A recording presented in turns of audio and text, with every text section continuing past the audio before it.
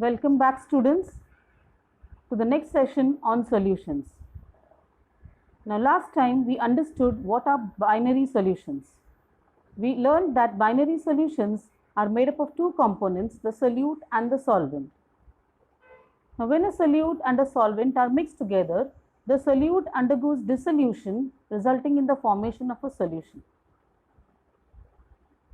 Now, this process does not continue forever. As we go on adding more amount of solute to the given amount of solvent, a stage comes when the backward process of crystallization begins. That is, the solute will start crystallizing out of the solution. So, how do we know how much amount of solute can be added to a given amount of solvent? Or what should be the concentration of the solution? So, we can understand concentrations of solutions by understanding the solubility of the solute in the solvent.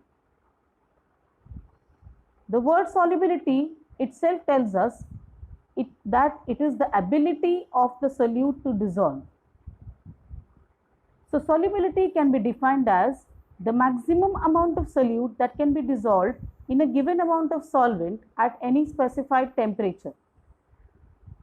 So, let us say I can dissolve about 100 grams of NaCl in 1 liter of water, then my solubility will be 100 grams per liter of that particular solution. It can also be expressed in terms of moles per liter.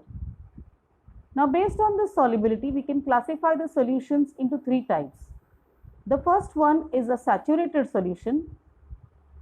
As the word saturated tells us, it will contain the maximum amount of solute that can be dissolved in a given amount of solvent at that particular temperature. Next, we have an unsaturated solution. That means the amount of solute present in the given amount of solvent is going to be less than the maximum capacity. That means the concentration of an unsaturated solution will be less than that of a saturated solution. The third type is a supersaturated solution, which will contain the concentration of this solution will be more than that of a saturated solution. That means the amount of solute present here will be greater than that present in a saturated solution.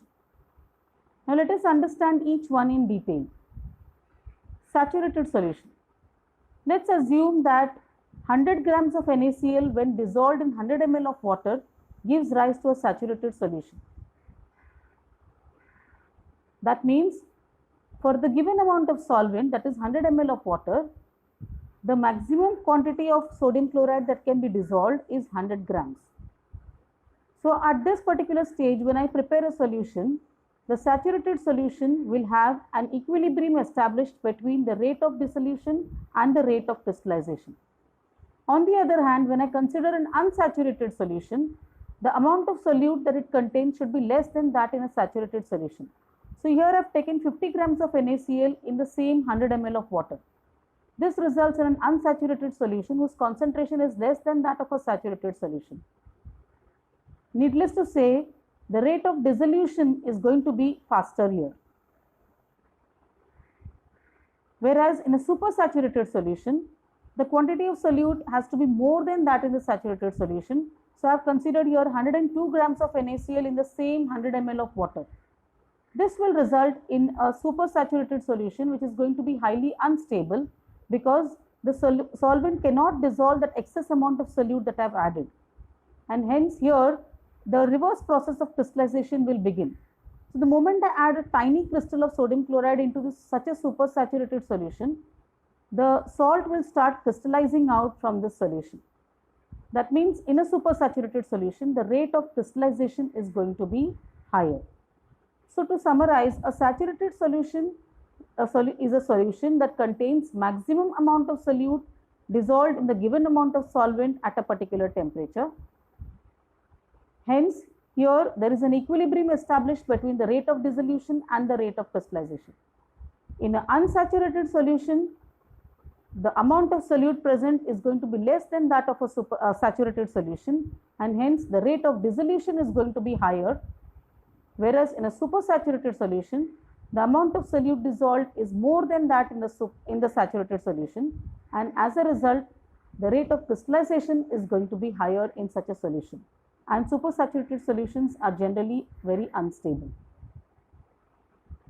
Now, can any solute be mixed with any solvent in order to form a true solution? No. As we already learned, solution is a homogeneous mixture. So, definitely there may be some factors that control the formation of true solutions. So, the solubility of a solute in a solvent depends on various factors. Now, what are these factors on which the solubility of a solute depends? The first one is the nature of solute and solvent. In order to get a homogeneous mixture, definitely it will depend on the chemical properties of the solute as well as the solvent. Next, we've also understood that solubility depends on temperature, because when we defined solubility, we said it is to be specified temperature. So when the temperature changes, obviously the solubility of the solute in the given solvent is also going to change. And the third factor is pressure. Now we shall understand the effects of all these three factors in the next session. So until then, thank you. See you.